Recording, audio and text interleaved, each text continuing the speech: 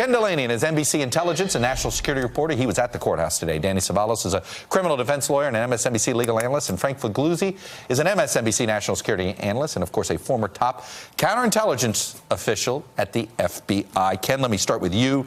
You were in that courtroom today. Look, let's just put it this way. If you watched Fox for the last 72 hours, there was this expectation that this judge was going to make a martyr out of Flynn, and throw the FBI somehow in a perceived, timeout of sorts.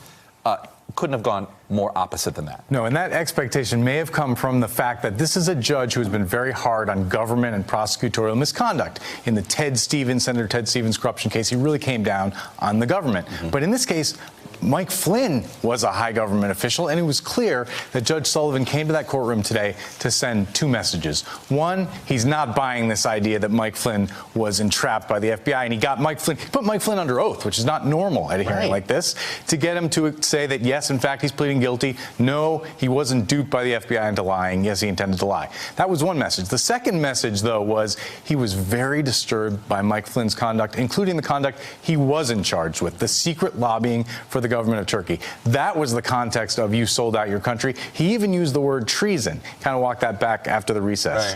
But so clearly, and he also brought up David Petraeus, the former CIA director. He said he disagreed with the light sentence that Petraeus got for disclosing classified information. What I took from that was, Mike Flynn, you were a senior intelligence official. We hold you to a higher standard. Danny Cevallos,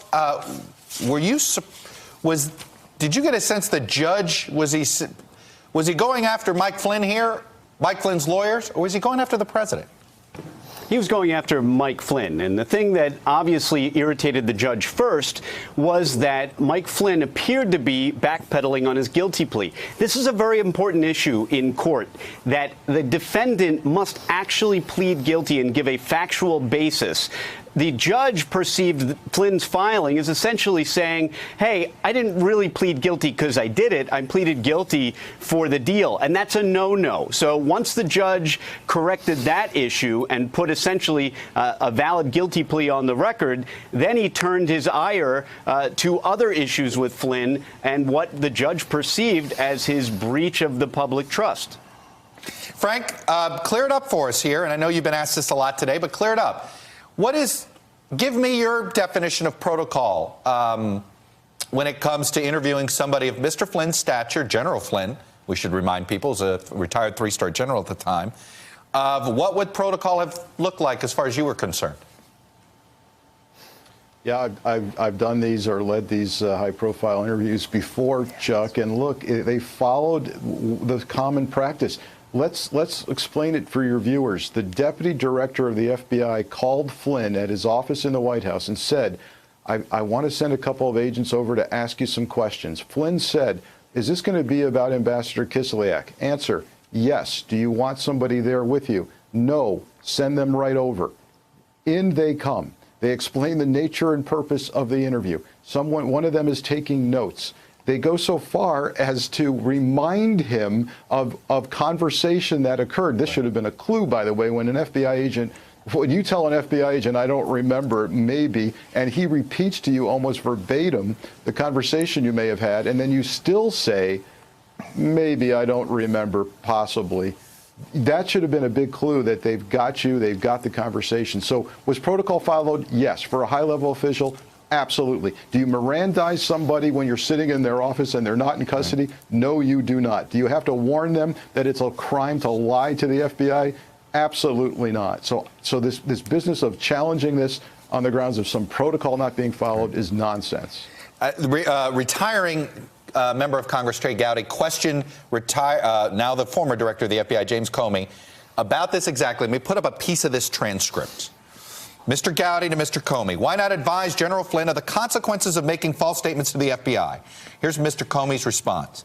He was an extraordinarily experienced person and so reasonably should be assumed to understand you can't lie to the FBI. Second, it's not protocol. The FBI does not do that in non-custodial interviews. And third, you want to find out what the witness will say to you before you heat up an interview by raising the prospect that the witness might be lying to you. Frank Figliuzzi, anything in there that your former boss said that surprised you? Nope, that's right on the money. That's how it works. Despite whatever you might see on TV or hear other people say, that's how it works. It was a voluntary interview. He could have said no. He could have said, I want my attorney present. Come back tomorrow. Come back another day. I want to do this at another location. But the hubris involved here, combined with dishonesty, is extremely disturbing. And I think that's what got under the judge's skin today. I think he just could not tolerate this attitude and approach from Flynn. Ken Delaney, and do we have, the president tweeted today, when you think about how he has just hammered Michael Cohen for flipping, Mike Flynn has flipped. And today, let me put up full screen number 5 here, a Trump tweet. Good luck today in court to General Michael Flynn, Ken. He tweets, will be interesting to see what he has to say, despite tremendous pressure being put on him about Russian collusion in our great and obviously highly successful political campaign. There was no collusion. What is this Flynn flirtation thing? This is so strange because Mike Flynn has told his story. So if it's bad for the president, there's no chance to change it. It's locked in. Yeah. But one dark possibility here is that Mike Flynn has not incriminated the president, and somehow the president has learned that. Knows this? Possibly through the Attorney General, Matthew Whitaker, who is in a position to be briefed on this investigation. We have very little visibility into what he's actually doing with regard to this investigation.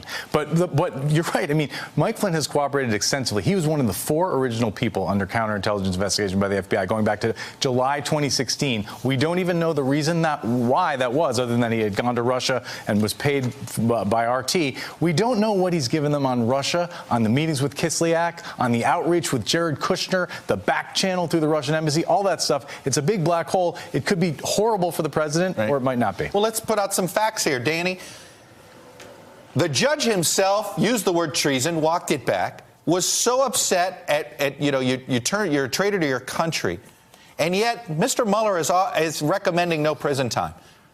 How helpful was General Flynn? He must have been extraordinarily helpful, that if a federal judge is sitting there going, I can't believe the deal that you're getting. I wouldn't be giving you this deal. How much help does that mean he probably gave to Mr. Mueller? For Michael Flynn to get that substantial assistance, as is determined by the government in their sole discretion, worthy enough to give that 5K1 motion, that substantial assistance, which is the most powerful downward movement on a sentence, Michael Flynn had to be completely forthcoming. He had to bare his soul.